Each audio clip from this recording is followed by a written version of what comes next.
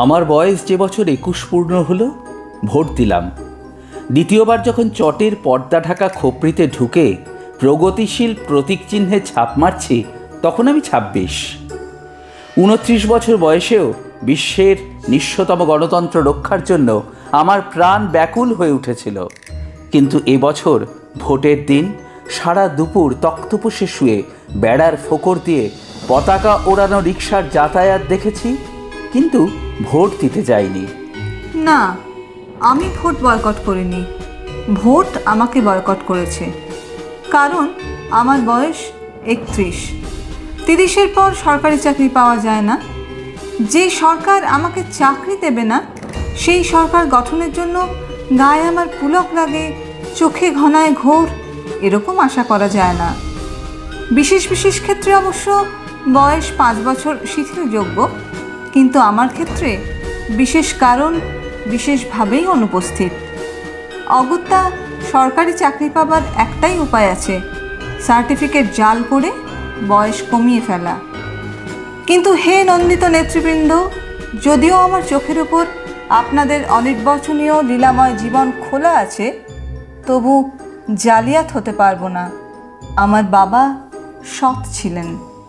এই গঞ্জের বাজারে ন্যাড়া ছাতিম তলায় কাঁচা পাকা চুলে পুরু কাচের চশমা চোখে যে বৃদ্ধটি কুঁজো হয়ে মান্ধাতার আমলের টাইপরাইটারে আমার এবং আমার মতো শত শত চাকরিপ্রার্থী এবং ভোটদাতা অর্থাৎ আপনাদের পরমান্নদাতা যুবকের হাজার হাজার দরখাস্ত টাইপ করে দিতেন, একদিন ভর দুপুরে তার বুকের বাঁ দিকের লড়ঝড়ে টাইপ মেশিনটা বিগড়ে গেল। সেই ফাঁকা জায়গায় আমি কলা নিয়ে বসে পড়লাম। কার্বাইডে পাকানো চালানি বর্তমান কলার রং যদিও বোম্বাই অভিনেত্রীর চটককেও হার মানায়, তবু খেতে অতিশয় অখাদ্য। ফলে আমাকে ডাবের সঙ্গে ভাব জমাতে হলো। পা ফাঁক করে দাঁড়িয়ে ধুতি পাঞ্জাবি শার্ট প্যান্ট যখন সরু নল দিয়ে চোচো করে সুমিষ্ট জল টেনে নিত, তাদের দুপায়ের ফাঁক দিয়ে আমি এই গঞ্জের ছিন্ন বিচ্ছিন্ন মানুষের মর্মান্তিক মহিমাকে স্পর্শ করতাম। ডাবের খোলাটি ছুঁড়ে দেবার সঙ্গে সঙ্গে ভিতরে আঙুল ঢুকিয়ে দেখতাম অধিকাংশ অমেরুদণ্ডী বুদ্ধিজীবীদের মতোই ভিতরে শ্বাস আছে কিনা। তারপর চিরুনি, ব্লাউজ, ধূপকাঠি, তরমুজ, চাল, হুঁশিয়ারি মাল এবং ধূর্ত নেতা পূর্তমন্ত্রী হবার জন্য যত বড় স্বপ্ন দেখে, ঠিক সেই আয়তনের মিষ্টি কুমড়ো, অর্থাৎ একের পর এক বহুমুখী বাণিজ্য বিস্তারে আমি বিড়লাকেও ছাড়িয়ে গেলাম। কিন্তু বেড়ালের ভাগ্যে শিখে ছিঁড়ল না। ফলে প্রায় বিনা চিকিৎসায় মা মারা গেলেন। আমাদের এখানে গত 20 বছরে 8খানা হাসপাতাল হয়েছে। বাকি 8খানা আর হবে না, কারণ প্রধান রাজনৈতিক দলের নেতারা অধিকাংশই ডাক্তার এবং তাদের নার্সিংহোম আছে। রোজ ভোর 4টেয় উঠে আমি যখন বস্তির গণতান্ত্রিক খাটা পায়খানায় লাইন দিতাম, মা নিজের হাতে দেওয়া ঘুঁটে জ্বালিয়ে চা করে দিতেন। সেই স্যাঁতস্যাঁতে অন্ধকারে ধোঁয়াটে আগুনের সামনে বসে থাকা মাকে আমার ভারতবর্ষ বলে মনে হতো। দিদির মৃতদেহ দড়ি কেটে নামাবার পর থেকে মা একদম চুপ করে গিয়েছিলেন। যার সঙ্গে দিদির বিয়ে হয়েছিল সে গরিব ছিল এবং ভালো ছিল, কিন্তু দারিদ্রতাকে মহানও করেনি বা খ্রিস্টের সম্মানও দেয়নি। এক চোরা কারবারি শ্রমিক নেতার আর কাঠিতে পরিণত করেছিল। সে সেই নেতাকে মহিলা সরবরাহ করত। সেই নেতার সঙ্গে মন্ত্রীর যোগাযোগ ছিল, মন্ত্রীর সঙ্গে কেন্দ্রের যোগ ছিল, কেন্দ্রের সঙ্গে পরিধির যোগ ছিল, পরিধির সঙ্গে ব্যাস এবং ব্যাসের সঙ্গে ব্যাসার্থের সংযোগ ছিল, এবং এই সব সূক্ষ্ম যোগাযোগগুলি একসঙ্গে গিঁঠ লেগে একটা মোটা নাইলনের দড়ি হয়ে দিদির গলায় ফাঁস লাগিয়েছিল। আমার চাকরি হতো।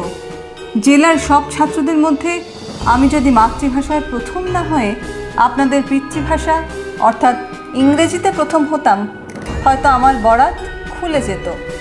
অথবা আমার বন্ধুরা যারা ঠিক ঠিক জায়গায় তেল সরবরাহে আরব রাষ্ট্রগুলিকেও হার মানিয়েছে, আমি যদি তাদের সঙ্গে প্রতিযোগিতায় নামতে পারতাম, তাহলে আমার গলায় বাদামের ঝুড়ির বদলে নেকটাই ঝুলত। গর্তে ঢুকে যাওয়া ফ্যাকাশে হলুদ রঙের দুটো চোখের শূন্য দৃষ্টি এবং একটা অকেজো টাইপ মেশিন ছাড়া বাবা আমার জন্য আর কিছু রেখে যেতে পারেননি। এবছর জীবনের সর্বশেষ ভোটটি দিয়ে মা চলে গেলেন, ভারতবর্ষ পড়ে রইল। আমার আর কোনো দায় নেই, যেহেতু আজকের দর্শন আগামীকালের সংস্কার মাত্র। এখন যদি আমি সন্ন্যাসী হয়ে যাই, বন্ধুরা বলবে পালিয়ে গেল।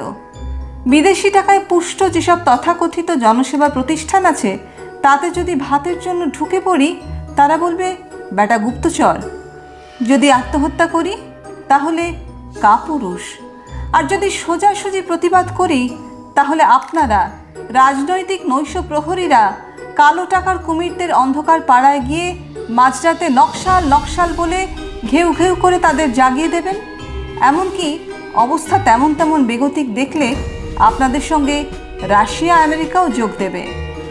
এতদিন চাকরি খুঁজেছি, পাইনি। এবার ভাবছি আমরাই আপনাদের চাকরি দেব।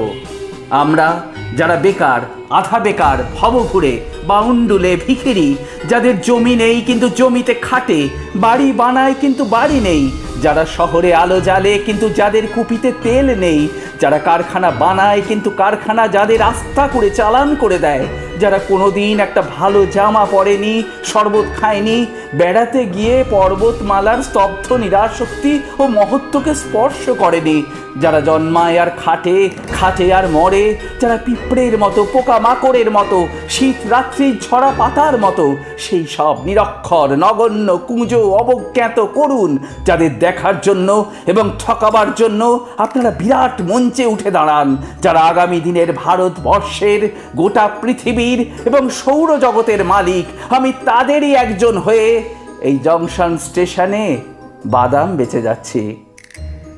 কসাইয়ের বা হাতের বুড়ো আঙুলের মতো জীবন আমাদের, যে কোনো মুহূর্তে বিচ্ছিন্ন হয়ে যেতে পারি। আবার এই আঙুলের কেন্দ্রীভূত চাপে খোলা ফাটিয়ে বের করে আনা যায় রাজনৈতিক ক্ষমতার পুষ্টিকর তৈলবীজ, আর সমস্ত শুকনো খোসা বাতাসে উড়ে যায়।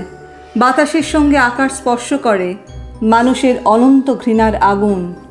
সেই আগুনের পাশে বসে আছেন আমার মা, আমার দেশ জননী।